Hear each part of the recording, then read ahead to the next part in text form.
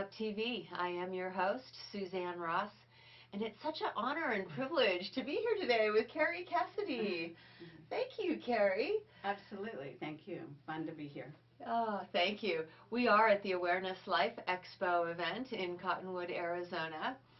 And this is how I have the pleasure to meet Kerry.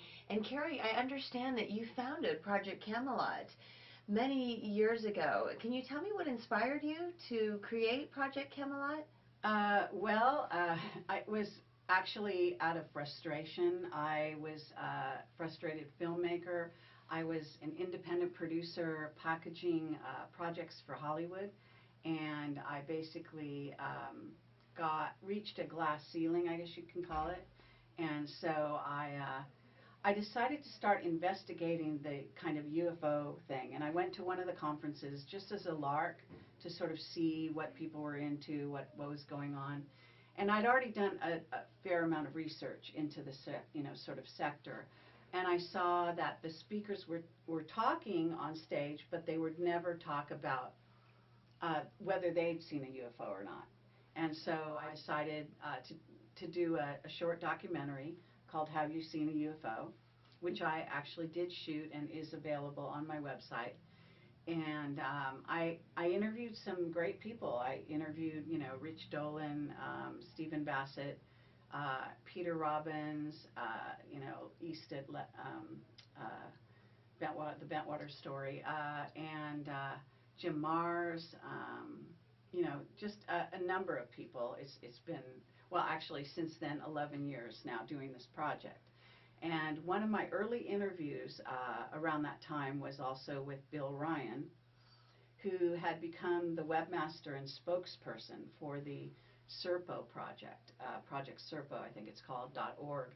And that's an exchange, human-alien exchange program that is said to have taken place in the 60s and is based on the end of the movie Close Encounters of the Third Kind.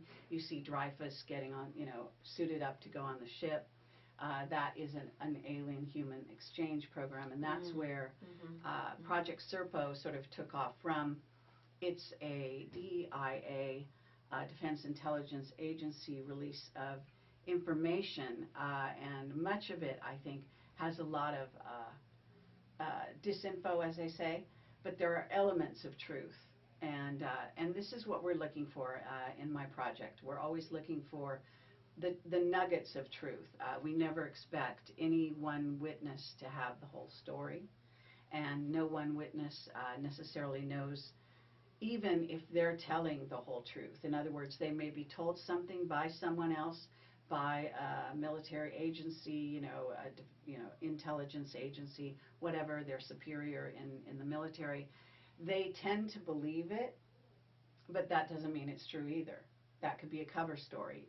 And, there are many levels to this onion we call, reality, and many dimensions, etc.